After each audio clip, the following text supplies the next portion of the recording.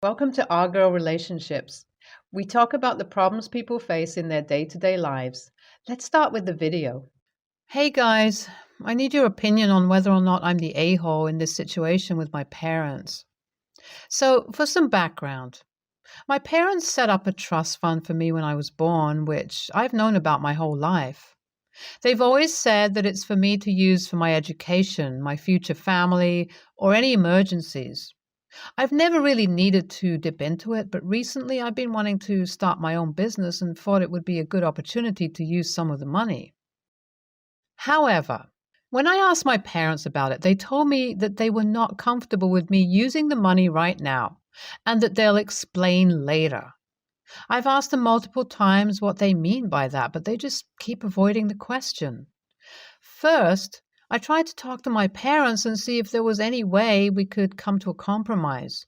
I asked them if there was anything I could do to prove that I was responsible enough to handle the trust fund. But they were stubborn and refused to budge.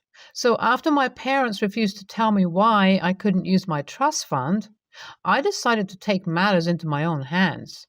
That's when I realized that the only way to truly get to the bottom of this was to do some investigating on my own. I hired a private investigator to look into my family's finances and see if there was any hidden information that they weren't telling me. A few weeks later, the investigator came back with some shocking news. It turns out that my parents had been using my trust fund to pay off their debts and other expenses. They had been lying to me all along, and I was furious. I planned a family dinner and invited my parents, my grandparents, my aunt and uncle, and my cousins. I wanted everyone to be there so there would be no secrets. During the dinner, I asked my parents again why I couldn't access my trust fund. They still refused to tell me. So I stood up and announced that I wouldn't be sitting back and accepting their decision without an explanation.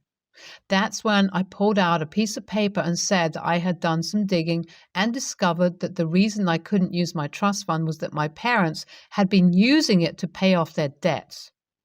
They had been taking money from my fund for years without my knowledge or permission.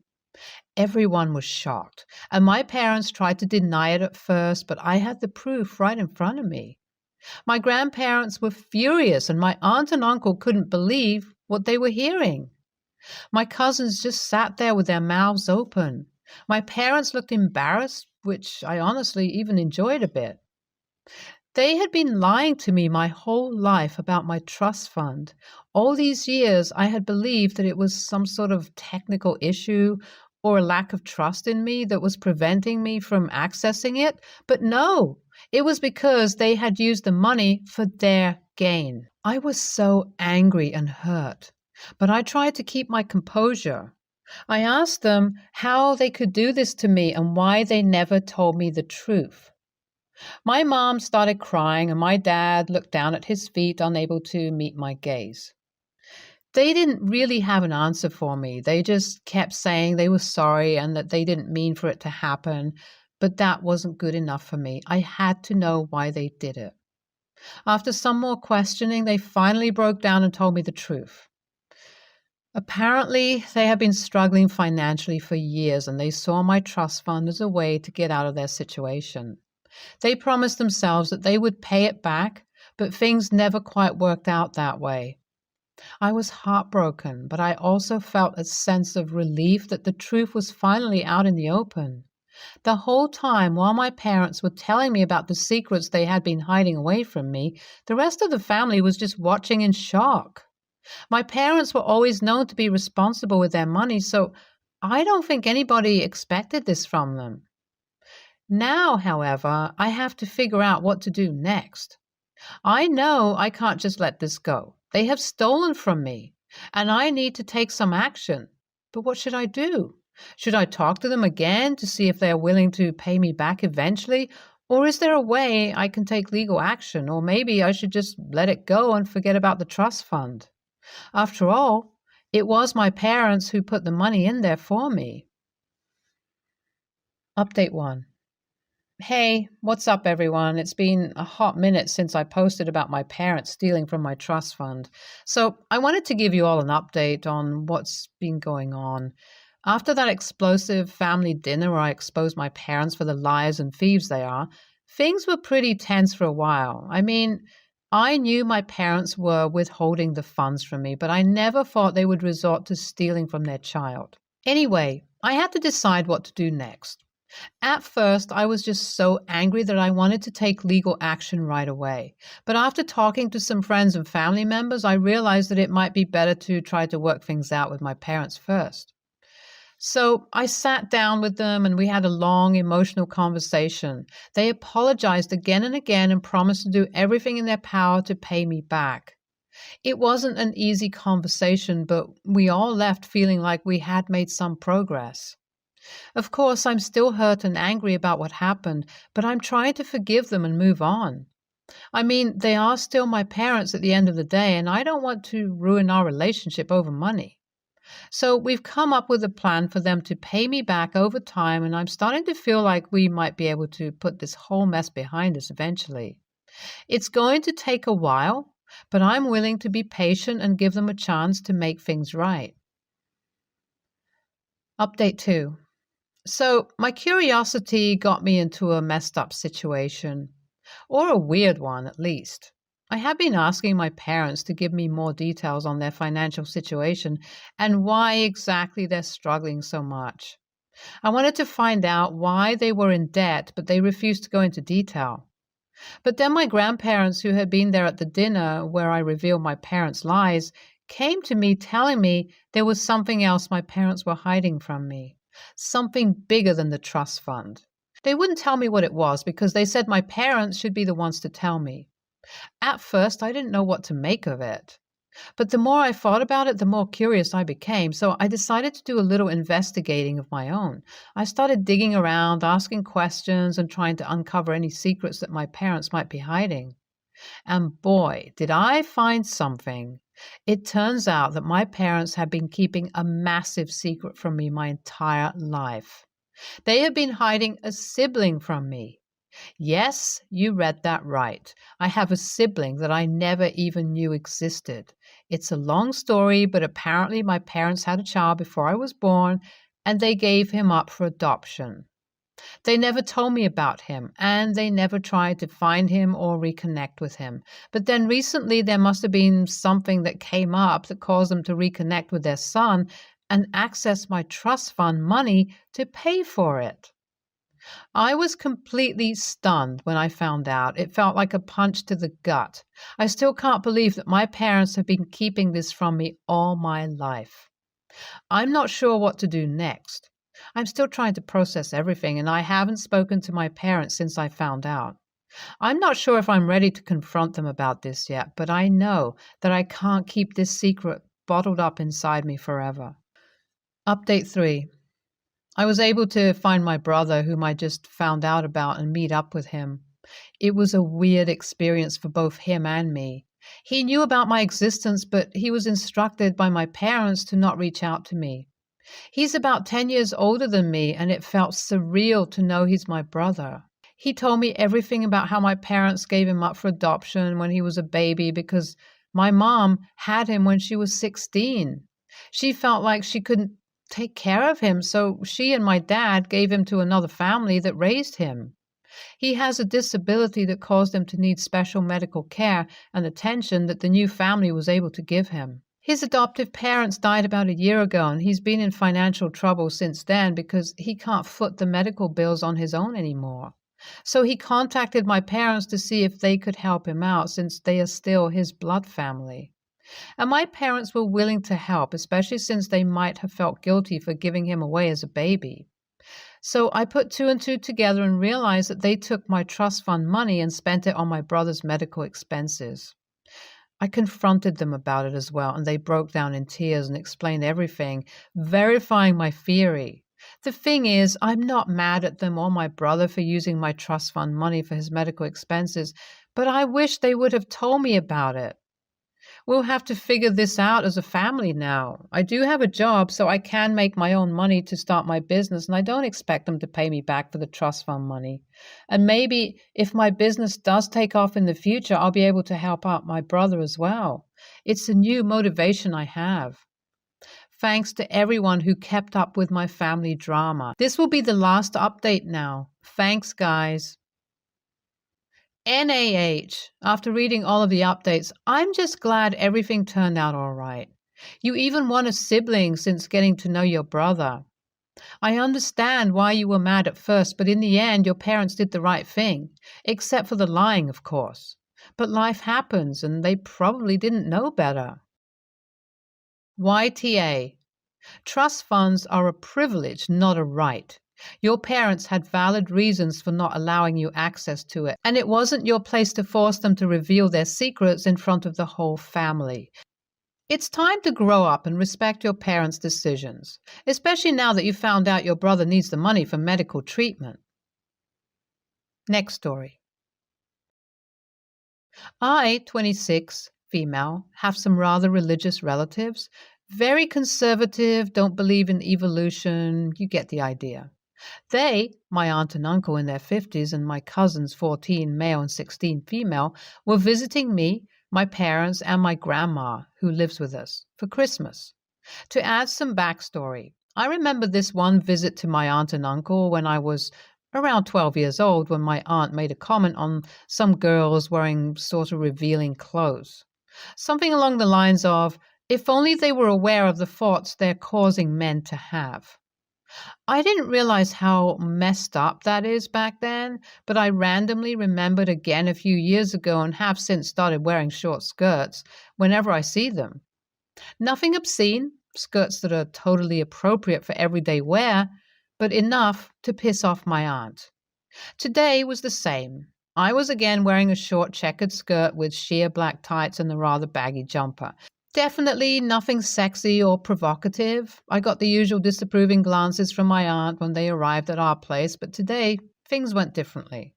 A few minutes later, while people were getting settled in the living room, my aunt approached me when I was briefly in my room where other people couldn't hear us. She told me that I should change out of my skirt into something more modest since my male cousin was starting to be at that age, and that I shouldn't give him bad thoughts. I told her that I would continue wearing what I'm wearing and went back to the living room. Seems like my aunt then approached my dad in the kitchen to make me change, and they started fighting. To make a long story short, other people became involved. Things were heated and my relatives left shortly after. My dad is fully on my side, especially since, we're not just talking about random men, but my relatives. My mom, however, thinks that while it is not okay to imply that the way women dress is somehow relevant to what thoughts men have about them, I should have just changed to keep the peace and respect my relatives' religious beliefs. I do feel a bit bad that this is how part of our Christmas celebration went, so AITA for refusing to change? NTA, your aunt is sexist as frick. She's the AH by thinking the responsibility over men's thoughts lies on the women. Men need to be taught from an early age to respect body autonomy, and your aunt is failing at teaching him that. He might become an incel when he grows up if he has no proper life lessons about respecting women and not seeing them as objects, which is essentially what your aunt did to you. Next story. My family is a mess. We fall out with each other all the time and communicate terribly. I have tried to improve our communication by dragging a few family members to counseling and giving people books about communication, but nothing has worked. I am currently estranged from my aunt, but I just received a Christmas card from her. She wished me and my fur kids a Merry Christmas. Unfortunately, I had to have one of them put to sleep a few days before Christmas, so it's just one fur kid now. I want to use a red pen, cross out the S in fur kids, and send the card back to her. Every time I look at it, I feel angry. It feels like such a stark example of the fact she doesn't know what's happening in my life and doesn't really care. She's my aunt. She should be in my life. She should know what's happened. On one hand, it feels petty, and I tell myself to be the adult in the situation and let it go. I know doing this would be an example of poor communication. Despite our difficulties, I still try to model good communication in the hope that maybe we can improve things.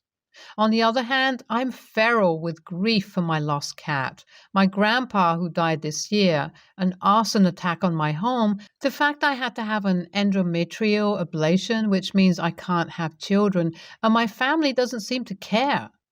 2022 has been a lot, and this just feels like the last straw. I am buckling under the weight of all this. So, WIBTA if I sent my aunt back the corrected card to make the point that she's absent from my life? Edit. Ouch. Well, that seems unanimous, and I accept the judgment. I will just put the card in my filing cabinet with my other cards. Update edit. The mods have told me to update this within the post. Thank you for the advice I received. It was pretty unanimous that I was an a-hole, which I accept. In all honesty, I did struggle a little with how harsh some of the comments were. I ended up speaking to my psychiatrist. Then, as many of you suggested, I rang my aunt. I couldn't put this in my pocket due to its length, but a lot of people seem to have assumed my aunt and I were never close. That's not the case. In fact, I lived with her and my cousin on and off as I grew up, as my mother has never been compliant with taking her medication, mental health issues. I think our previous closeness made the estrangement hurt more. Anyway, I rang her. It wasn't an easy conversation, and I don't know how things will go from here, but we've agreed to speak on the phone once a week and see how we go from there. So thanks again for the kick in the shins. It's resulted in my aunt and I talking, and me not acting like the petty bitch I was contemplating being. I am sorry for your sad medical news and for the loss of your grandpa and cat. This has been a very difficult year for you. Don't return your aunt's Christmas card with corrections. That would be really mean and make YTA. If you want your aunt to be more involved in your life, just pick up the phone and call her. It takes two people to keep a relationship going. It's not solely up to her. Ask yourself what you know about your aunt's life for the past year. How has she celebrated and what has made her sad? The best way to have a friend, OP, is to be a friend. You've had an absolutely shit year, and I am so sorry you have to deal with all of that. It's completely understandable that your emotions are running so hot. But let's take a deep breath and look at this from another angle. The time frame in which you need to look is from the day your baby passed to the postmark on the envelope. It's within the scope of reason that when your aunt wrote the card, your pup was still with us. It's feasible that even if your family knew how to communicate, that the card would say the same thing. You were grieving and looking to lash out. This is so human. But still, YWBTA, don't let this be the hair that clogs the drain. YTA, for all you know, she sent her cards before your pet passed away. Either way, it's an honest mistake. You're letting your grief color your perception. My condolences on your losses this year. FWIW, if your family doesn't seem to care, it's possible they don't know how much you're hurting.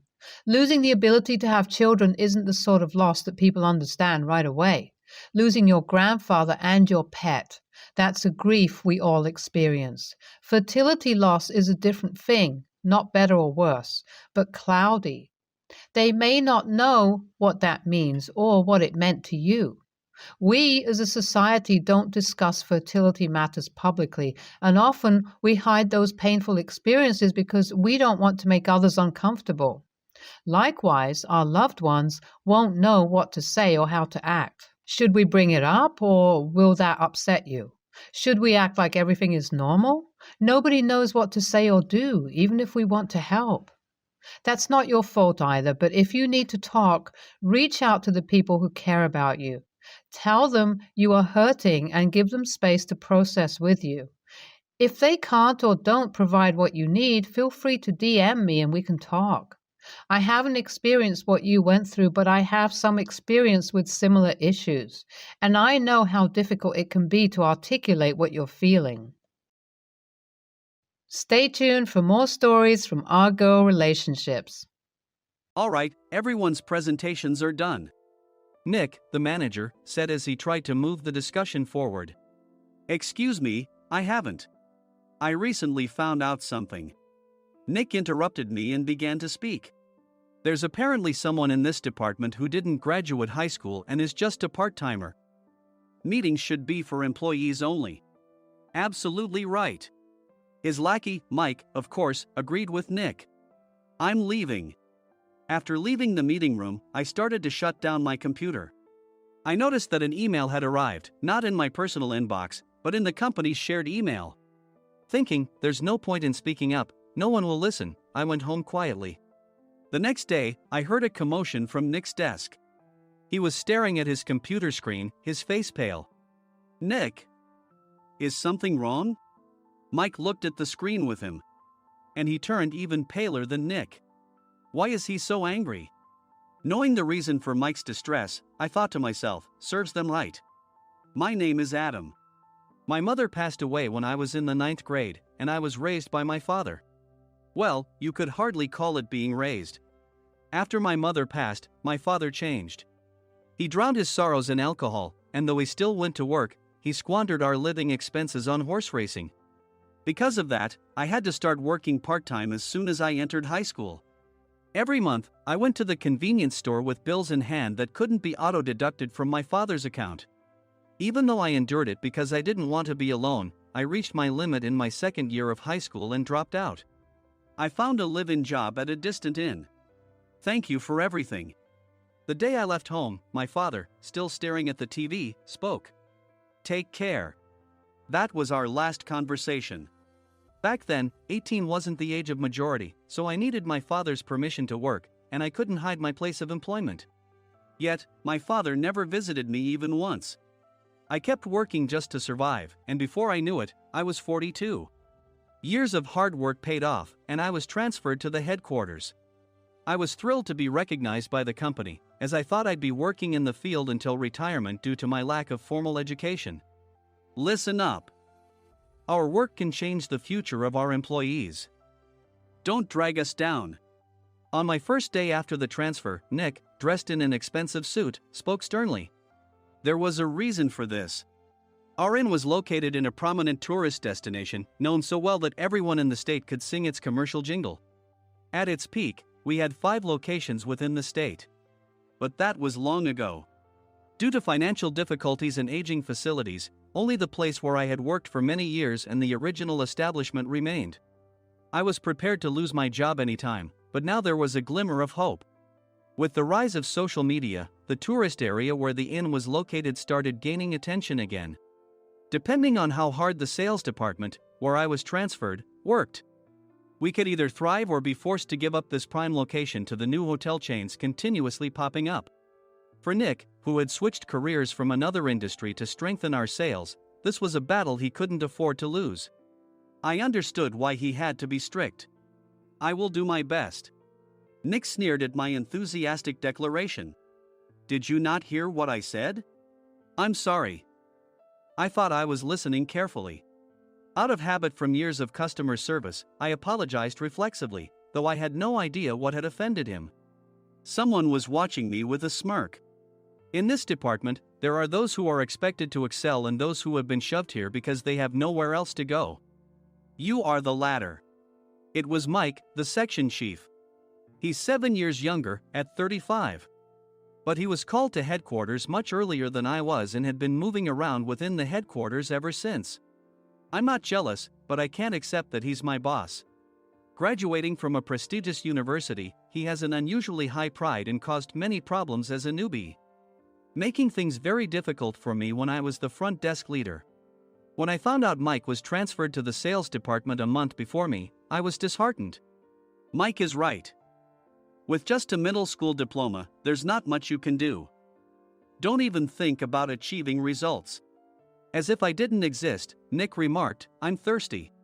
Mike eagerly ran to the coffee maker. It seems Mike is Nick's lackey. I regretted being happy about my transfer to headquarters, wishing I had stayed on site forever.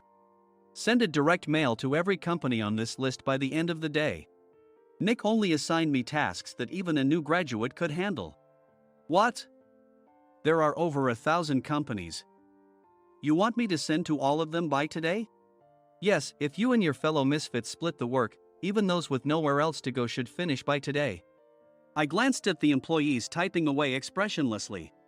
They were worn out from customer service, only thinking about leaving on time, or were women reassigned after having children. With zero motivation for work.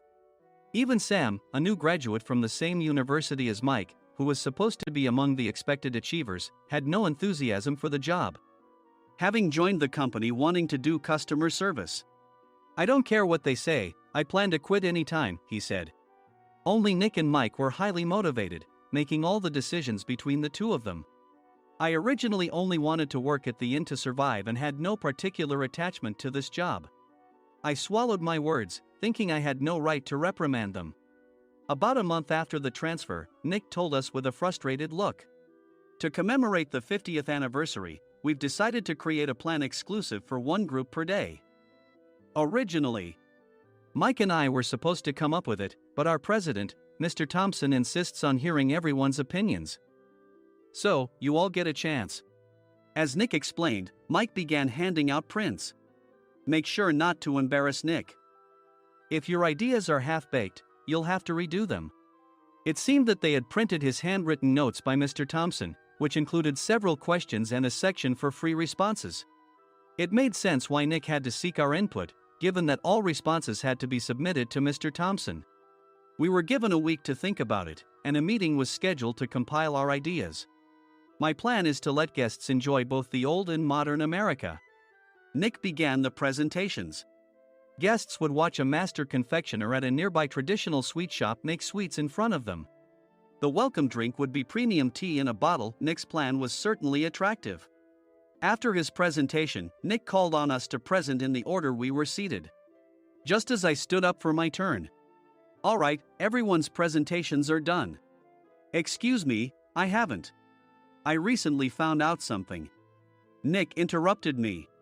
There's someone in this department who didn't graduate high school and is just a part-timer. He was likely talking about me.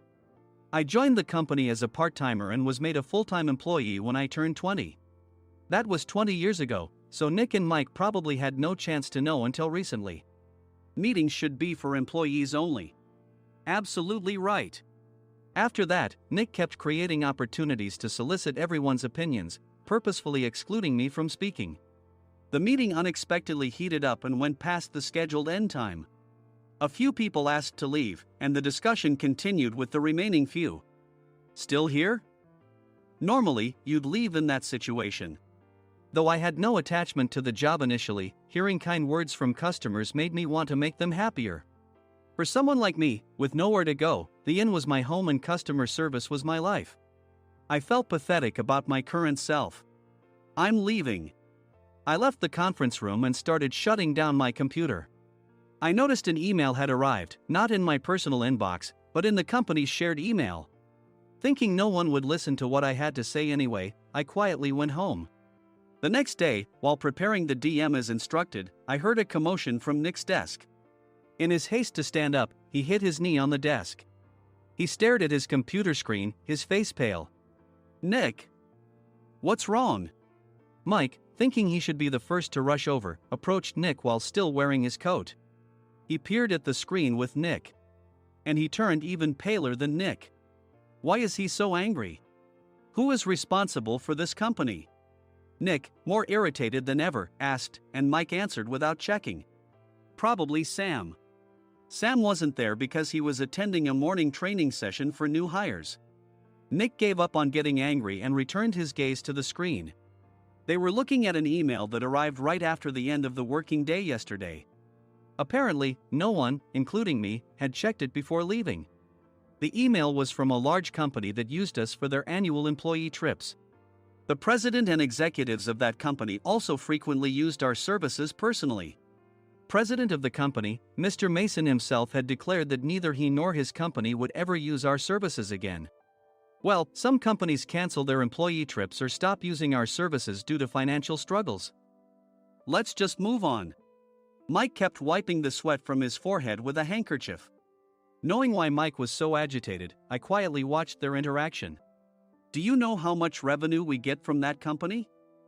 We can find other guests to fill the rooms, but we'll lose the banquet costs, gift shop revenue, rental car fees, and more. Moreover, the gifts were supposed to be prepared by the traditional confectionery shop involved in Nick's proposed plan.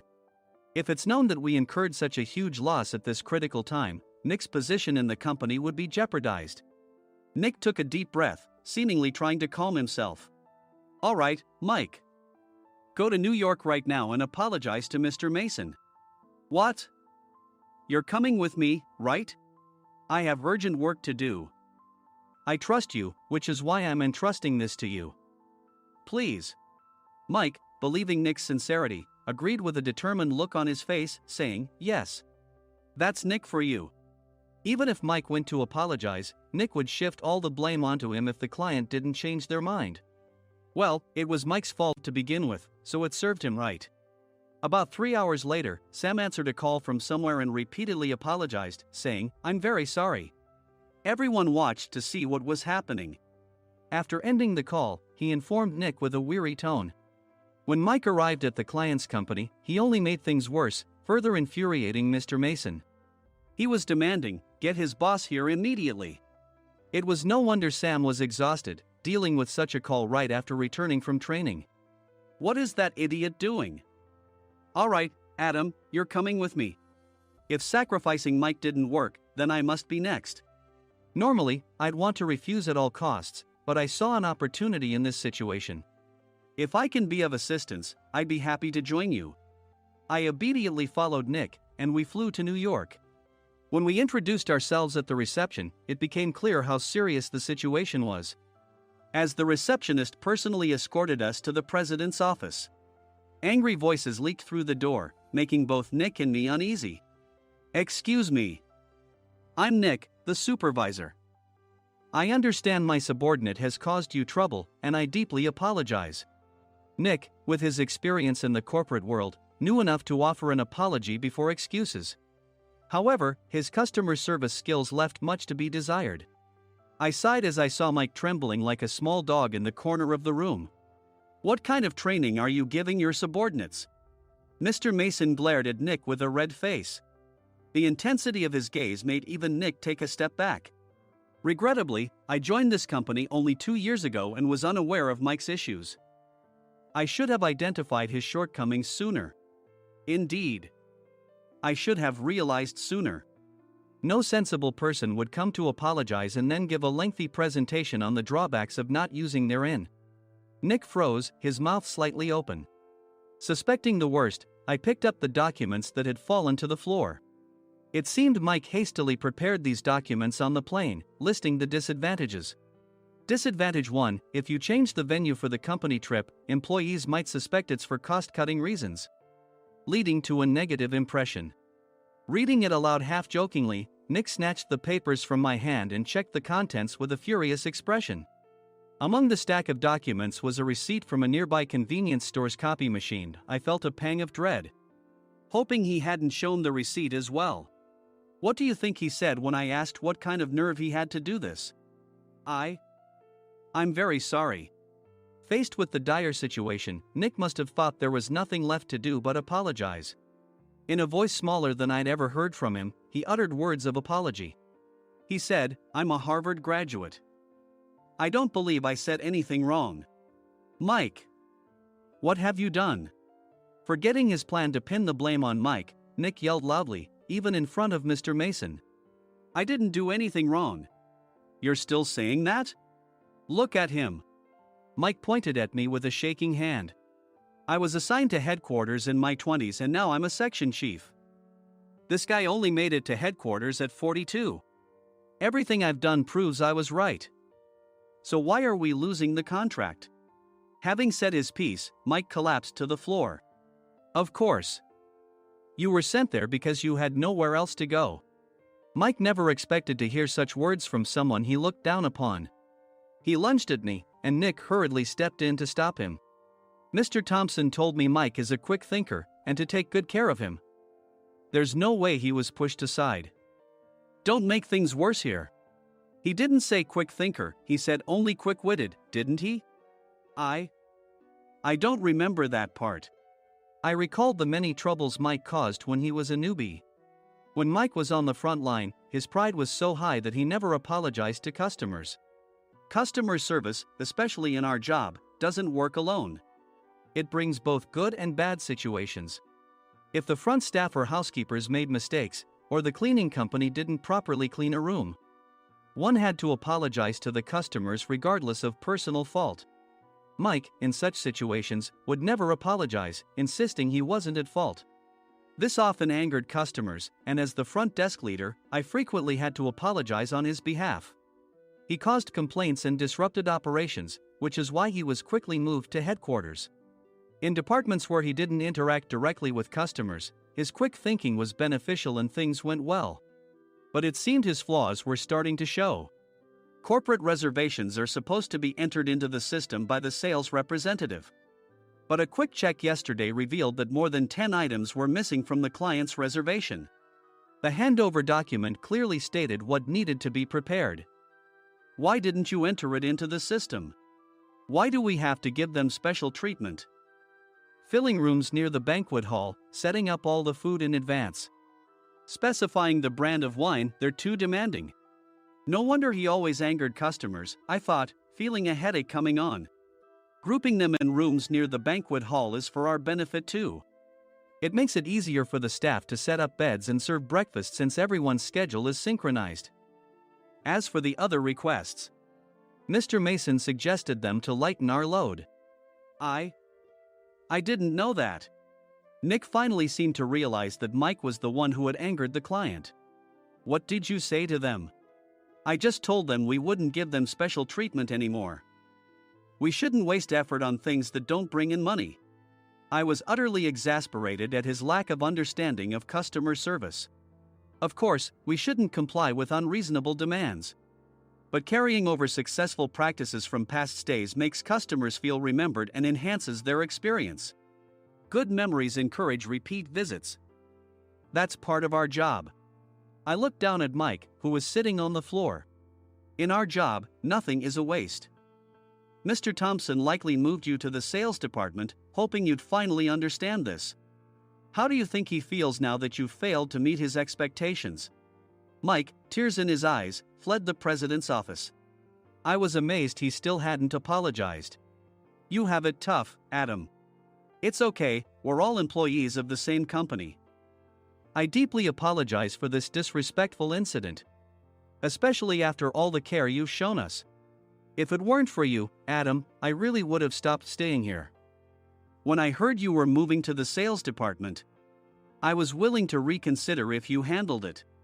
Seeing us talk so amicably, Nick's face contorted. Do you two know each other? Adam's service is excellent. I always requested him specifically. Normally, we don't accept specific staff requests, but we made an exception for Mr. Mason, adjusting my shifts accordingly. He had personally stayed at our hotel just before my transfer, and during casual conversation, I mentioned, I'm moving to the sales department soon. If I hadn't told him then, things could have been much worse. Please continue to take care of us. I look forward to it. On the return flight, Nick awkwardly offered me a can of beer. It's still working hours. Of course, I had no intention of forgiving him for a single beer. Nick might try to pin everything on Mike and avoid any consequences. While pondering this, a startling fact came to light. Nick, the tea bottles for the plan have arrived. I handed Nick a bottle labeled with our inn's name. They look good. What are you talking about? These are plastic bottles. I had assumed we would use the trendy, high-end bottling tea. But what arrived were ordinary plastic bottles of tea with customized labels. The only unique aspect was the label, which had the inn's name, making it look customized. Upon further investigation, I discovered that a substantial amount of money was set to be paid to the tea company. It was priced like bottling tea. Does this plastic bottle really cost $100 each? The tea inside is specially blended for us. The extra cost is for that. Wouldn't it be better to use another tea company? Or is there a specific reason we must use this one?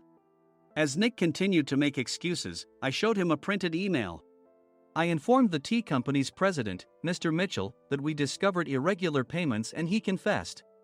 He said you two were high school classmates and planned to split the extra money. That idiot. Why did he confess? That's not important. You should worry about yourself, this could turn into a police matter. Opening the bottle cap, I suggested. How about calming down with this tea? It supposedly has a relaxing effect. Nick drank the tea frantically. In the following days, decisions were made about their fates. Mike was reassigned to the General Affairs Department, with no chance of transfer or promotion, as per Mr. Thompson's orders. As for Nick, since the payment to the tea company hadn't yet been made, he narrowly avoided legal trouble. Instead, he was encouraged to leave the company, and to avoid further complications, Nick submitted his resignation. Rumor has it that connections between HR departments have made it difficult for him to find new employment. Even though it was good to have those two gone, something unexpected happened in the sales department. Everyone became motivated and united in refining the 50th anniversary plan. In the end, my plan was adopted. We collaborated with the Tourist Information Center to provide personalized guides. The plan, tailored to the number of guests, was truly special for the 50th anniversary. Hey, is Adam's family coming to stay? I immediately booked that special plan for my family. Sam noticed it on the reservation list and quickly picked up on it. Yes, I'm inviting my father. That's great. I might invite my parents too. I lacked the courage to face my father just as Adam. But here, with the confidence Mr. Mason praised, I felt ready. The 50th anniversary plan was a perfect opportunity to reconnect with my father. I hoped to bring back the days when we could laugh together as we once did.